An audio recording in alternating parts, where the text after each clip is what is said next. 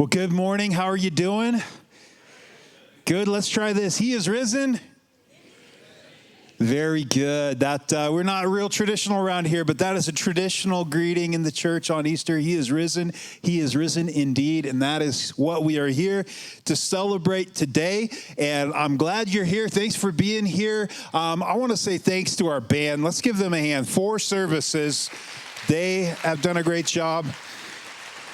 And also to our media team, these guys did a fantastic job. All the volunteers that have served all weekend over these 4 services, thank you all.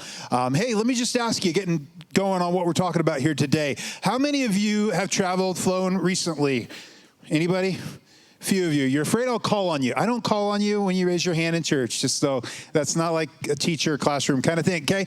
But anyway, I traveled recently with my family, had the opportunity to fly recently, and I've noticed, observed, normally in any family, there's a couple of different styles of travelers. You have the people that are pretty laid back about it all, like me, you know, pack at 11 the night before, kind of roll up to the gate in time to board the plane. That works, right? And then you have my wife. She likes to be like an hour early sitting at the gate. I'm like, really? You need an hour sitting here before they board? Do we really need that? Lots of time, packs the week before. Now, I plan for traveling. Like I do my liquids and the little things, and I know the things to do, you know.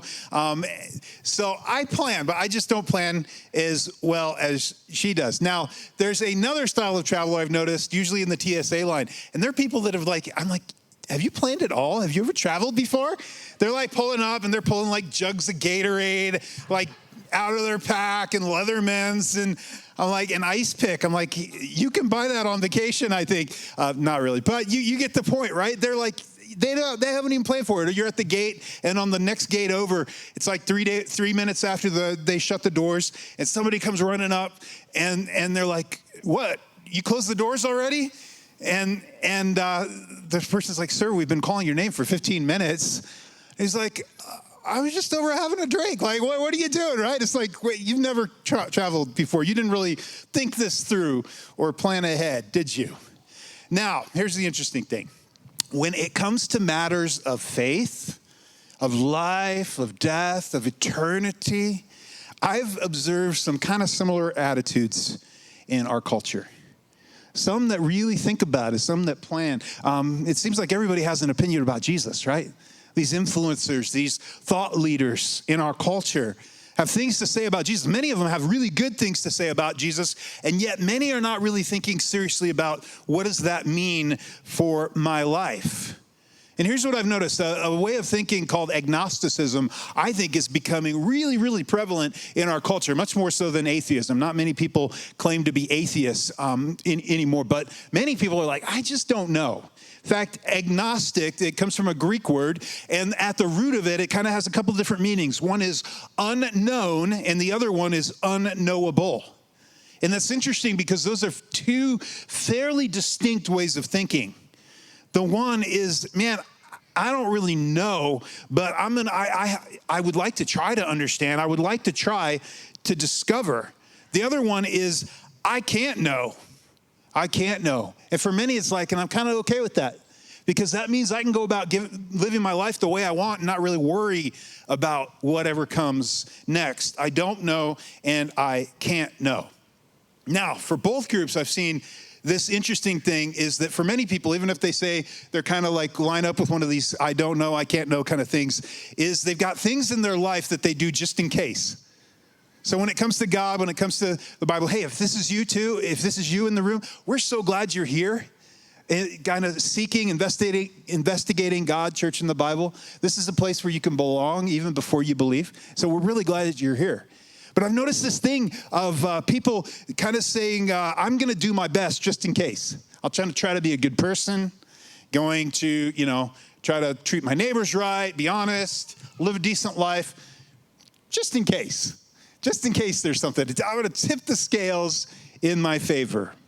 Now, some of you, when it came to your faith, some of you grew up with a real idea, a strong idea of who Jesus was. Maybe in your household, faith played a very prominent role in your life, but then life happened.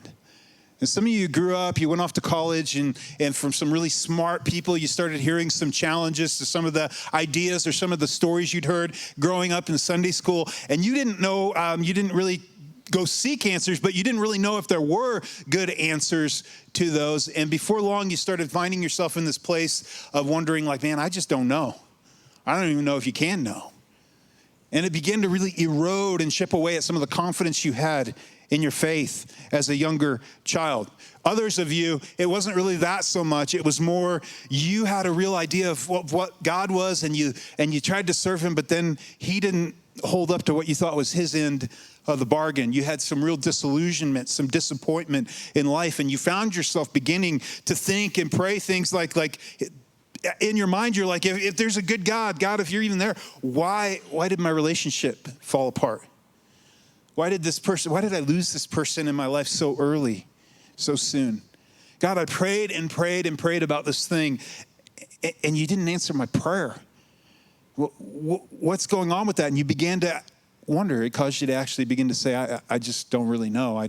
Maybe you can't even know. And if you've asked these kinds of questions, you're not alone.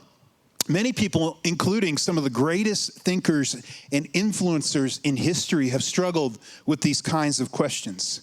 And today we're going to look at a recorded conversation where a follower of Jesus will have the opportunity to challenge some of the smartest people in the world to think again about God and life and death and what happens afterwards. Now, this guy is perhaps the most unlikely Christian church planter missionary in the course of history. His name is the Apostle Paul. He's unlikely because he didn't start out advocating for Jesus. He started out persecuting the early movement of Jesus followers. I mean, he went after him. He went into their homes and arrested them and tried to drag them off into prison. He presided over the death of the very first martyr for Jesus in the church. And it says he was breathing out murderous threats. Doesn't sound like a very nice guy. And then he has this encounter with the risen Jesus where Jesus speaks to him and appears in a blinding flash of light and says, "Why are you persecuting me?"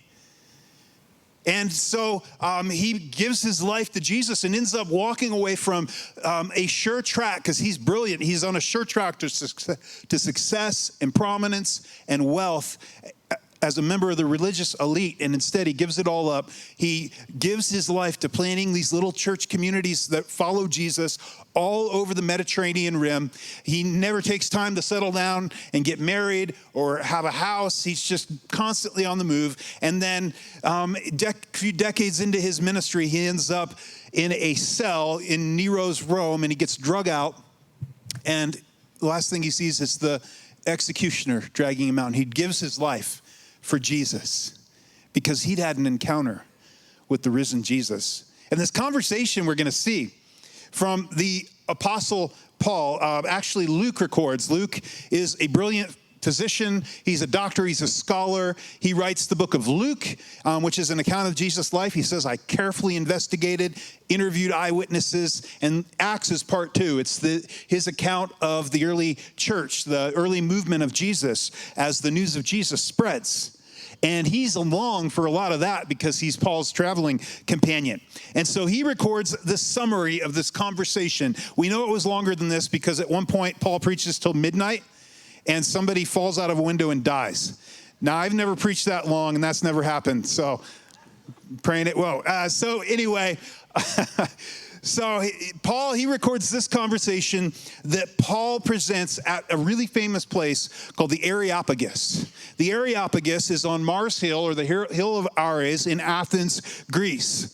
And Paul is waiting for some of his friends to arrive, and this conversation happens in Athens. I actually had the opportunity to go to this place. I was 13 years old. We had some friends that were teaching at a Bible college, so my family went over. My parents were teaching at this Bible college for a short time, and me and my friend David were hanging out. We were 13. His dad takes us up here to this spot on the Areopagus. You look out across to one of the wonders of architecture, the Parthenon, the Acropolis.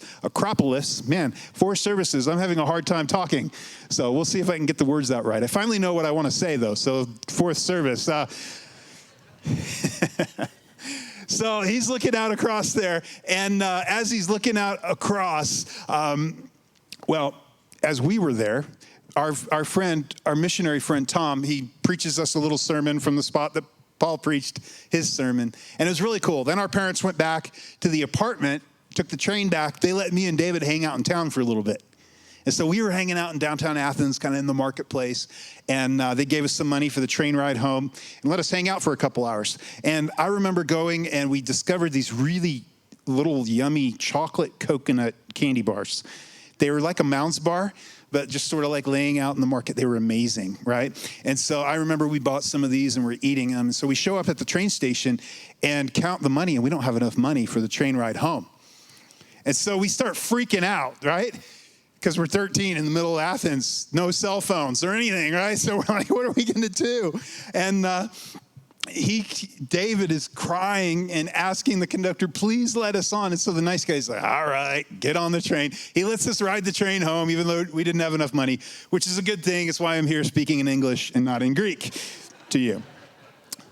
So this is where this whole thing sort of takes place. In Acts chapter 17, verse 16, it says this: while Paul was waiting for them, his friends in Athens, he was greatly distressed to see the city was full of idols. So at one point in history, there were 30,000 idols and statues to different gods and goddesses around the city of Athens. Now, he being raised a good Jewish kid, who one of the top 10 commandments was have no other gods before me, no idols, this stirred him up in his spirit.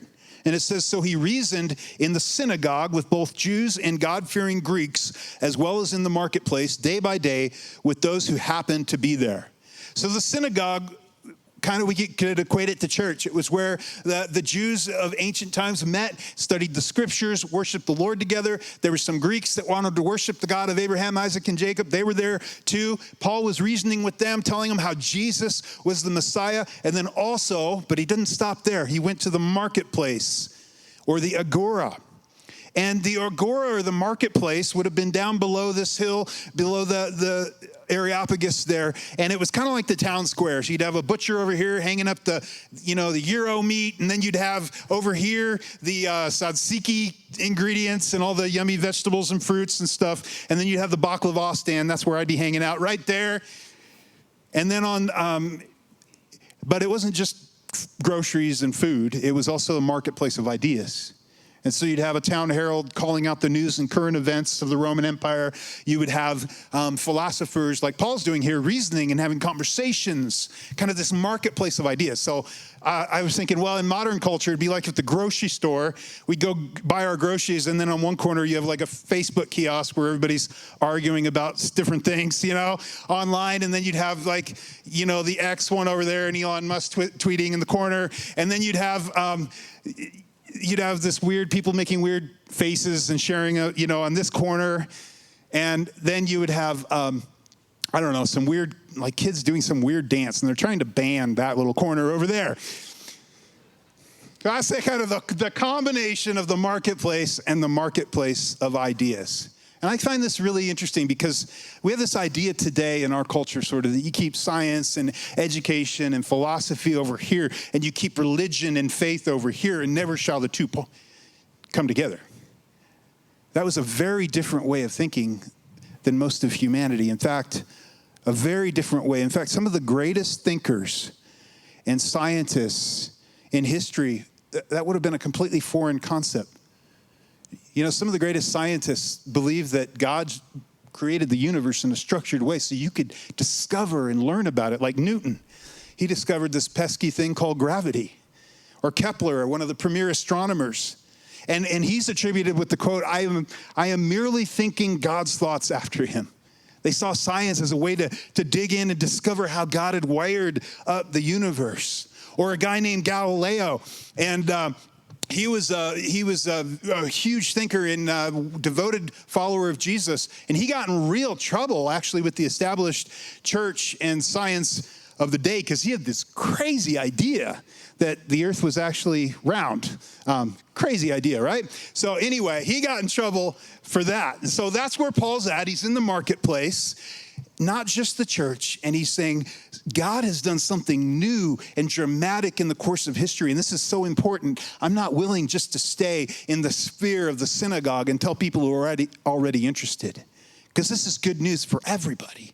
That's where Paul's at. And it says this in verse 18 as we continue. It says, a group of Epicurean and Stoic philosophers began to debate with him.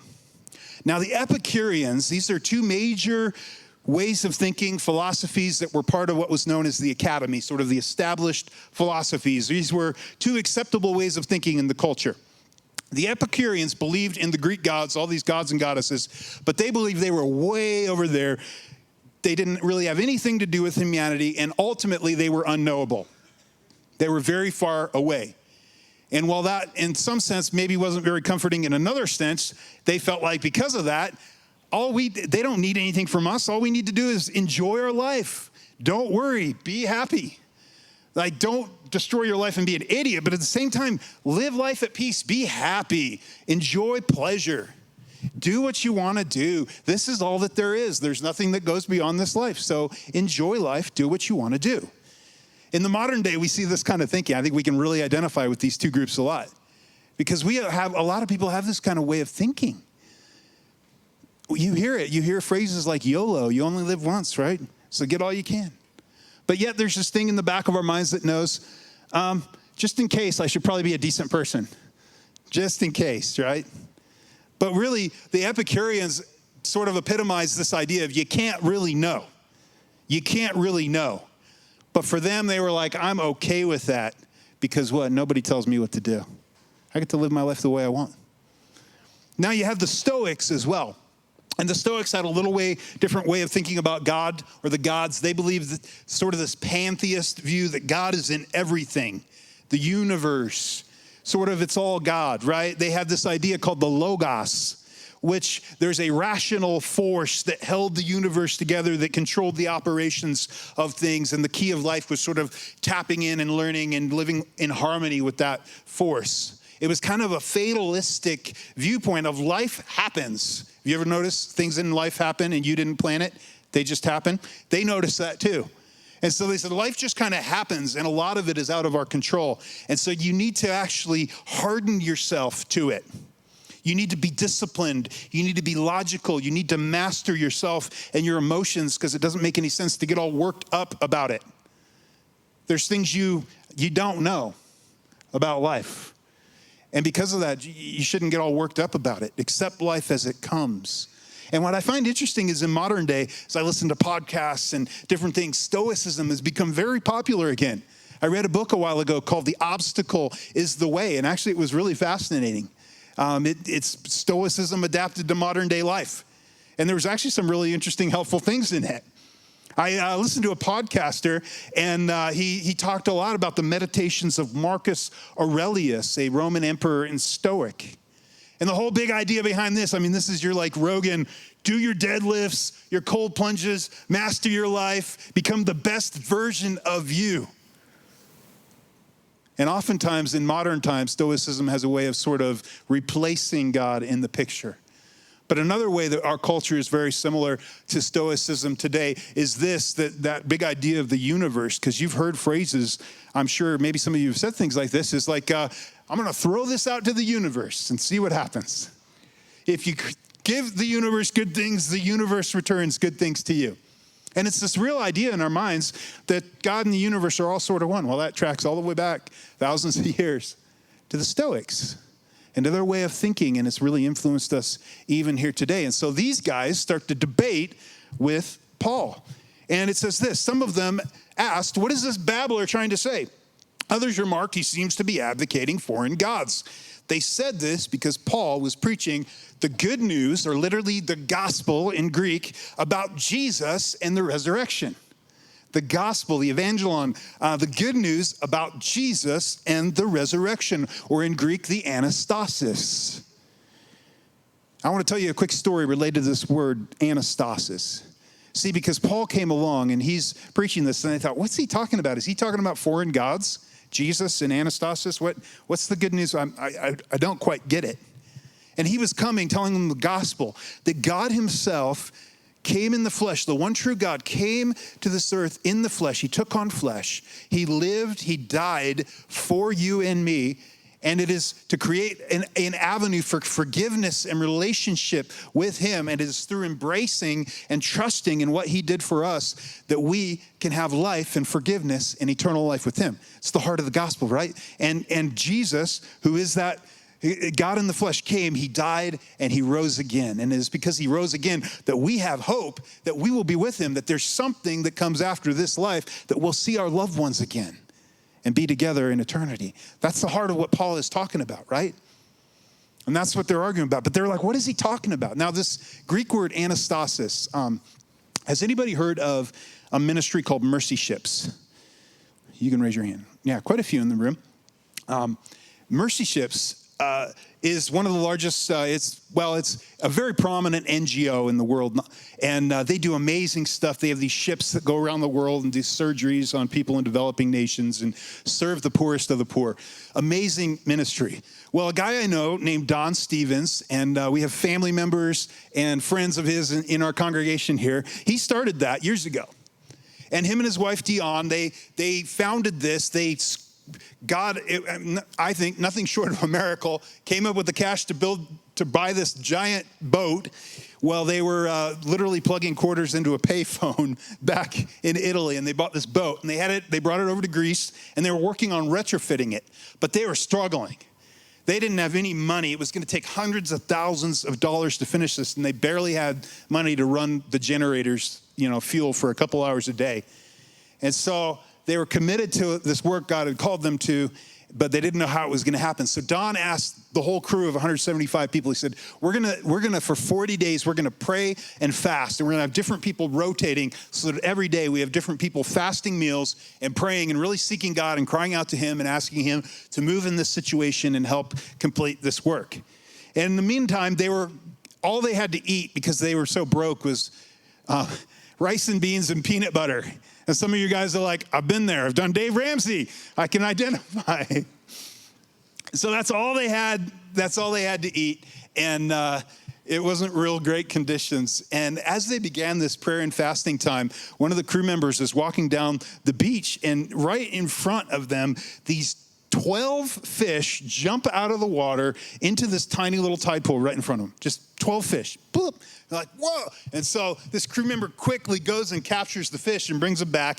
And a few of the crew members had a fish fry that night with their rice and beans and peanut butter. And so they were like, that's pretty cool. Well, a few days later, another crew member's out, and a giant tuna jumps out of the water onto the beach right in front of them. This truly happened, okay? I know these people. And so they grab this tuna, they bring it back, and a bunch more crew members got to have a fish fry that night. Well, a few days later, as they continue to fast and pray, there's a gal named Becky. She's on the beach, and as she's walking, fish just start jumping out of the water. And like local Greek families start seeing it. They freak out. They come down. They start collecting them. She collects, let me make sure I got the number right, 210 fish and takes them back. So a bunch of the crew got to have fish that night. And she said the local Greek families collected 2 or 3 times that much. And a short time later, a few days later, at 8 a.m., the fish began jumping out of the ocean again onto the beach. And it said the whole crew, they grabbed every container. I've seen pictures. They grabbed like trash cans and containers and different things, and they went and collected fish. And by the time they were done collecting as fast as they can, they gathered 8,301 fish. And Don Stevens called up the leader of the organization they were part of at the time and said, Lauren, you won't believe this. He's like, I'm not exaggerating by even one fish. And it was cool. Right after service last night, Don's niece came up to me and she's like, I've seen that. I've seen, like, at my parents' house, they have this picture of all the fish laid out. It was so cool. Now, why am I telling you this story? Well, it's because that's kind of hard to explain, isn't it? And here's the thing I know, is a lot of us have some crazy, unexplainable things we would consider miraculous in our lives. Some of those things have changed us forever. In fact, let me just ask you, how many have had something in your life that you can attribute to nothing other than a miraculous thing that has changed you? Go ahead and raise your hand real high. Now, keep it up for a second. Look around. That's a lot of hands in this room. Now, either you're sitting around a bunch of crazy people, or maybe you should stop and go, Because I think God is doing all kinds of things around us in this life, and we have one of two options. One is to pause and go, well, I don't know about this, but I'm going to be open-hearted and open-handed, and I'm going to go, God, if this is you working, I'm going to seek and try to figure out what you're doing or what you're trying to say and believe that you're there. The other side is, well, we can't know, and you just write it off and continue with your life, try to put it out of your mind. There's an open way to be a seeker and agnostic, and there's a closed way, right? And here's the thing, when it comes to the spread of the message of Jesus around the world, people that have studied this, sociologists, have looked at how the faith in Jesus exploded out of the first century and gone, it never should have happened.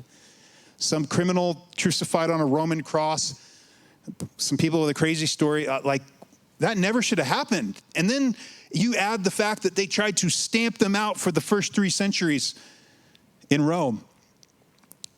Fed them to lions, lit them on fire, crazy persecution under Nero.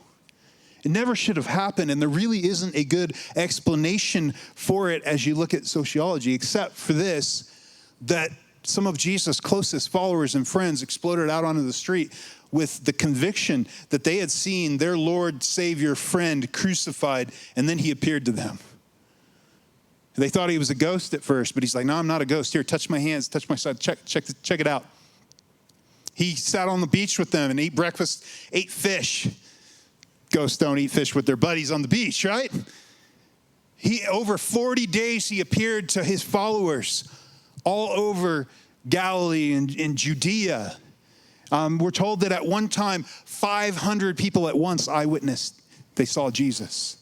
And so these guys went on, and out of his original followers, almost every one of them, except for one who they tried to kill, they killed for Jesus. And they wouldn't recant. They wouldn't give up this crazy story that Jesus rose from the dead. You know, liars do not make good martyrs. And as some of the smartest people over the last 100 years actually set out to disprove Christianity, they began to investigate the resurrection, thinking, well, that should be an easy one to disprove, because that's kind of crazy, right? But actually, what they found as they started to investigate it was this is one of the strongest arguments for the reality of Jesus, because none of the explanations that people argue against Jesus actually rising from the dead hold any water. I don't have time to get into any of these arguments here today, but let me just say it was diligent research by many of these really strong thinkers that actually caused them to embrace faith in Jesus. And if you want to investigate more, I encourage you to. I've got some great resources on our website, lifegj.org/resources. There's a whole list of YouTube videos you can go and check out, and a couple of books and some different things there that I think will really help you kind of wrap your mind around why there's such a strong argument that this actually happened, why, a couple billion people around the planet believe this happened. Why many of us have said, I know Jesus, I've met Jesus, he's transformed my life, he is actually risen, he is actually alive. Verse 19 says this, then they took him, Paul, and brought him to a meeting of the Areopagus, that's where my story with my friend began, where they said to him, may we know what this new teaching is that you are presented. This new teaching. Now this word new is used several times, only 6 times in the New Testament. And it really, the first time we see it, it talks about Jesus. He's teaching new. It means fresh, new, unused, novel. It says he's teaching new things, but with authority, not like their other religious leaders. Jesus himself uses it. We see it quoted in Luke and in Corinthians where it says, this is the cup of the new covenant in my blood. That God, I am doing something new in this world and coming after you and offering you a way to faith and salvation, the new covenant, that you can have forgiveness of your sins because I'm going to give my life for you. This is the same word we see where it says if anyone is in Christ who has embraced Jesus and follows him, they are a new creation, that he's done something new in you. He's put his spirit in you. This is the word. And so they ask him, they're doing something new. Now, new wasn't always good in ancient culture. They were suspicious, but they were intrigued. And it goes on to say this, you were bringing some strange ideas to our ears. Now, if it was strange now with, a couple billion people embracing Jesus, millions upon millions saying he's done amazing things in my life. Now we've discovered the Dead Sea Scrolls, which we know were written hundreds of years before Jesus, confirming that hundreds of prophecies written hundreds of years before Jesus that he fulfilled. And still, many, it's like, that's a crazy idea. Now, think of how strange it was when Paul rolled onto the scene saying, hey, I'm come from Jerusalem. This guy, criminal rabbi, they crucified him and he rose again. They're like, what? Who are you? And strange, not only that, it was strange too, because in the Areopagus, the very founder of the Areopagus set a ground rule, and that is once people die, they don't come back. So the topic of resurrection is off the table. It's forbidden speech. We censor that topic here. And so Paul's coming and he's like, whoa, you're talking about that. This is a strange idea, right? That Jesus rose from the dead. It says all the Athenians and foreigners who lived there spent their time doing nothing but talking about and listening to the latest ideas. So they're intrigued. They're like, this is strange. We want to know more. Kind of find some parallels in modern society, don't you see, with like podcasts and YouTube. I mean, we're always, social media, all kinds of ideas are bombarding us every day. Verse 22 says this, Paul then stood up in the meeting of the Areopagus and said, people of Athens. I mean, he's given an amazing opportunity in front of the who's who in the community, the smartest guys, to give a presentation of Jesus. And I love the way he does it. People of Athens, I see that in every way you are very religious. He's like, you think 30,000 idols? Woo. He says, for as I walked around, but he doesn't, I love it because he doesn't start just like slamming him in the face. He finds some common ground. Check this out. For as I walked around and looked carefully at your objects of worship, I even found an altar with this inscription, to an unknown God. Here's your word, unknown, the root word, agnosto theo. An altar to the agnosto theo. I see that you actually worship this God who you're kind of agnostic about. Some of you think you don't know, but you want to serve him, or some of you can't know. But because you placed an altar to them, clearly, just in case, you wanted to cover your bases. You recognize there's something out here that you might not quite understand, so cover your bases, just in case. And I would say in modern times, lots of us kind of have this just in case kind of attitude towards God, don't we? Maybe it's just in the way we try to live our lives, being a decent person. Maybe it's even in some of the things we do, dropping into church, giving a little, different things. But it's more of an attitude of just in case. But really on the inside, we're still like, I don't know. Paul says, I see you're really religious. I see you have this idea, this tomb to the unknown God. And some of you relate to him in a different way. Some of you relate to him like, I don't know, but I would like to know. That's open-handed, open-hearted. Some of you are like, we can't know. And actually, some of you are okay with that because you're perfectly happy just showing up once a year, offering a lamb or whatever, thinking your bases are covered, and then going on to live your life however you want. It's a question of your attitude, right? Now, it's interesting, this origin of the altar to the unknown God. Greek historians write about it. And hundreds of years before this, they tell about a time when there was a terrible plague in Greece. And people were dying left and right. And they were sacrificing to all the normal suspect gods, Zeus and Diana, all these different gods and goddesses to see who's mad and if they could appease them. But it wasn't working. The plague wasn't stopping. And so they called in this specialist. He was a philosopher, a poet. His name was Epimedes. And he came up with this kind of weird solution. He said, well, I'll tell you what, let's get some sheep that are really hungry, send them out into the fields, and what they'd normally do is just graze because they're hungry. But if they lay down and go to sleep, you'll know that's a sign at that spot. Build an altar and offer a lamb, offer a sheep on there to the unknown God. And let's see what happens, because clearly we didn't appease all the gods we knew of. And so they send these sheep out, and some of them do exactly that. They lay down, they build altars, they sacrifice, and supposedly the plague stops. And so historians write that from that day, you can go all over, and archaeologists confirm this, and find tombs made to the unknown God. They recognize there's something beyond what we thought. And so that's the origin of this. And so Paul references this. He knows this. And he says this, so you are ignorant of the very thing you worship. At which point I bet they're going, well, of course, Paul, how could we know what is unknown? Some of them were thinking, how could we know? They're like, well, some of them are like, well, I'd like to know. And others are like, well, we can't know. How could we? And Paul has got them at this moment. Because here he says this, and this is what I'm going to proclaim to you. Yeah, you're right, guys. You couldn't actually know this unless God revealed it to you. Well, God has sent me to you. He actually commissioned me, the messenger, the apostle, to the Gentiles, and that's you. And I'm going to tell you about this unknown God. And so he goes on to say this in verse 24. The God who made the world and everything in it is the Lord of heaven and earth. There's a God who created everything, not like your gods.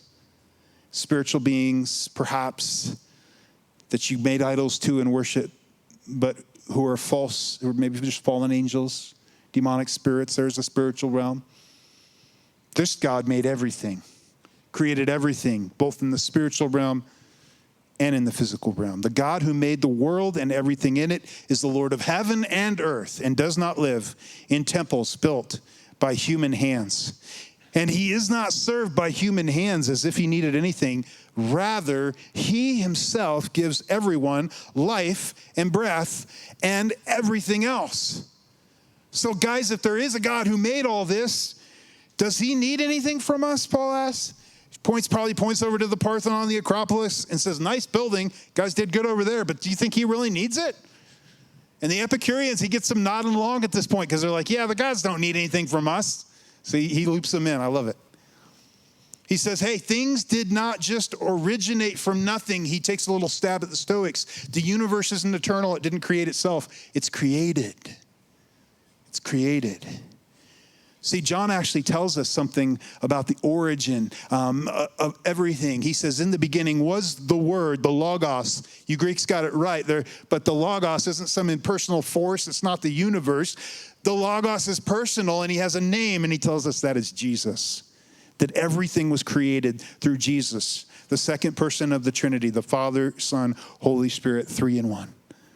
Everything was created and originated, and he does not need anything from you. Instead, he's the one who gives life. Your life comes from him.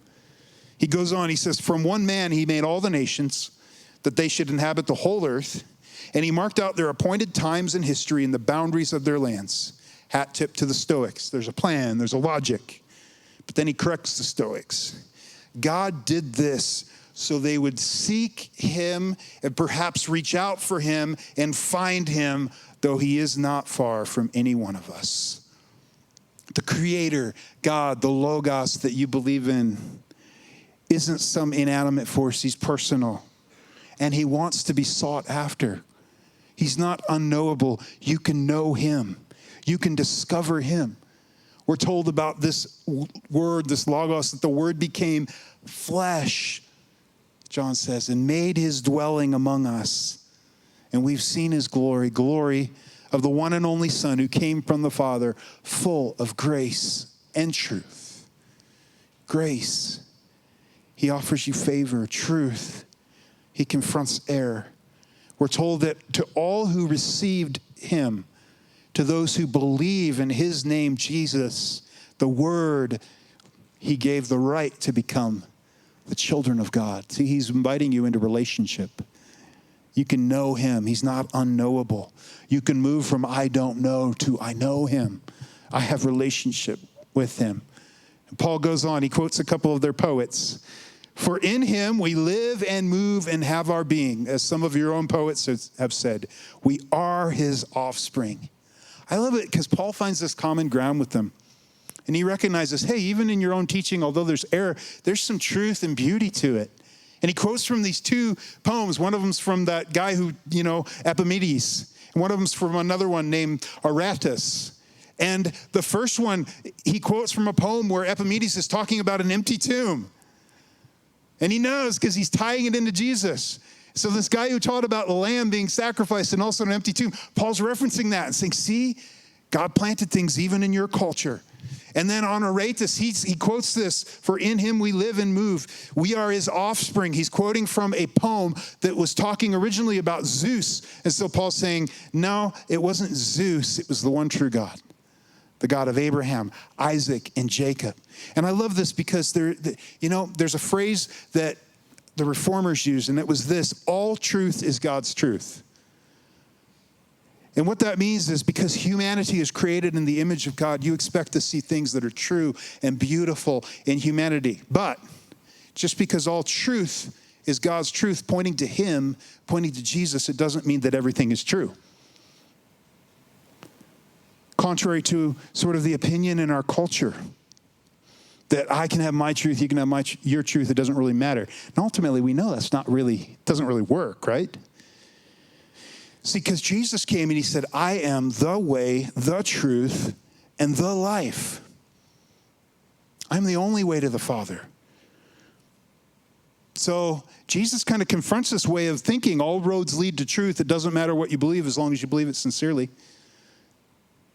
He confronts that a little bit. Because he says, no, actually, I am the way, the truth, and the life. No one comes to God except through me. He says this: if you've seen the Father, you've seen me. He says, I and the Father are one. See, they didn't just try to kill him at the cross. They tried multiple times throughout his ministry to kill him because they understood exactly who he was claiming to be. Multiple times. So you got to wrestle with the claims Jesus made. Like, and there's so many people like these podcasters and influencers that have really good things to say about Jesus and yet fall short of wrestling with the claims they made to the extent that they change their life and align their life to him. C.S. Lewis, one of the greatest thinkers of the last century, he said this about kind of our modern way of thinking and where so many people are at. I just don't know. I can't know. Yeah, Jesus, he was a good guy. Jesus, he was a great moral teacher. I learned some really good things from him. C.S. Lewis has said, don't pander him like that. Don't just say he was a good moral teacher. Because if you actually read the things he claimed and said about himself, he unless he was who he said he could be or who he said he wasn't good. He was either a liar, a lunatic, or Lord of all. You have to decide. Because that's what he claimed, that he was the Lord of all. All roads do not lead to truth. John, one of his closest disciples, said this, if you can't say Jesus is the Son of God, you don't actually have salvation. It's interesting. Islam says this. It says that if you say God has a son, you can't have salvation. Those can't both be true, right? At one point, you have to choose one or the other. You have to decide, am I going to just stay in this place of, I don't know, I can't know? Or are you going to really seek, okay, Jesus, if you really say that, would you reveal yourself to me because I want to know? He closes his thought this way. He says, therefore, since we are God's offspring, we should not think that the divine being is like gold or silver or stone, an image made by human design and skill. In the past, God overlooked such ignorance, but now he commands all people everywhere to repent. See, this isn't just like you've got your Greek gods and this is the God of Israel over here. No, he says, I'm the God who created everything, and I'm calling all the nations back to me to worship the one true God, to find life in me, to come away from their idols. The word repent means to turn, to change your heart and mind. If you're walking in a direction away from God, to turn and walk towards him, to embrace him, to align your life to what he says is true. And why is that? Verse 31, for he has set a day when he will judge the world with justice by the man he has appointed, by Jesus. See, Paul says it all originates with Jesus. He's the creator, and it all returns to Jesus. One day we will all stand before him. Both the Stoics and the Epicureans thought this is all there is, this life, done and over. Paul says, no, actually, there's going to be a day when we all stand in front of Jesus, the Creator. And the most important thing in that moment is what did you do with Jesus? Did you trust him? Did you believe him? See, all the historic creeds of the Christian faith include this. Jesus is coming to judge the living and the dead. He's coming back. There's a reality to that. And Jesus himself, in one scene, he tells a parable, and he's telling a story about two different groups of people in that day. And some will hear the tragic words, "I never knew you." See, because Jesus says, I can be known. You can know me. You can embrace me. You can follow me. You can have life in me. It says this, he has given proof of this to everyone by raising him from the dead. See, when Jesus predicted his own death and resurrection and pulled it off, he proved to everyone, I am who I said I was. Paul says, this is the proof. Verse 32, now when they heard about the resurrection of the dead, some of them sneered, but others said, we want to hear you again on this subject. I'm going to invite the band up. We're going to close in a song here. And as they come up, let me just encourage you. My hope, my prayer for you is you'll be part of that second group, but others, that you would be open. You would have an open-handed, even if you're still like, I don't know, I'm not even sure if you can know, that you would have a posture towards God and towards Jesus of saying, if you're really there, would you reveal yourself to me? Would you make yourself known? I'm not just going to write it off and go about my life the way I want for the rest of my life, hoping it's all going to work out in the end. I'm going to actually investigate. I'm going to seek you. God says, those who seek him will be found by him. I will be found by you, he says. Will you be closed or will you be open? Will you seek him?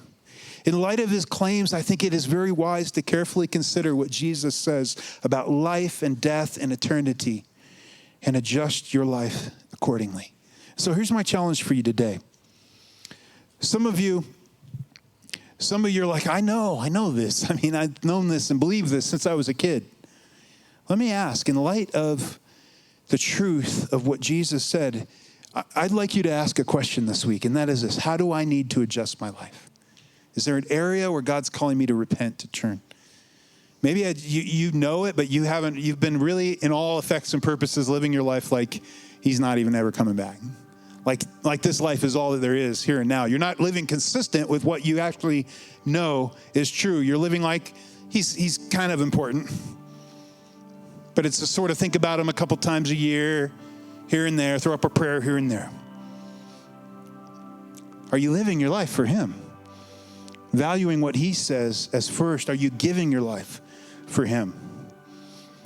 That famous thinker, C.S. Lewis, said this about our faith. He says, our faith, Christianity, if false, is of no importance, and if true, of infinite importance. The only thing it cannot be is moderately important. So if you're here and you're like, I know, what are you going to do with it? How are you going to be challenged to live your life, to seek him in prayer, maybe get part of a group of guys or girls that can come alongside you and help you grow in your faith? The other group is this, that you're here and you're like, I just don't know yet. I hope you're going to be someone like those others who said, I don't know yet. I want to hear more. This is the place, like we said, you can belong even before you believe. Come get your questions answered. And here's my challenge for you this week is, would you get up in the morning and would you just pray a simple prayer like this? Jesus, you're going to be like, I don't really know if you're real. But if you are, would you please reveal yourself to me? Start reading the book of John. See the things that he actually said about himself. Ask him, will you reveal yourself to me? Because I want to be not someone who writes you off and says, I can't know. I want to be someone who genuinely seeks after you. I don't know yet, but I'm going to seek you. Would you stand? Let's sing this song.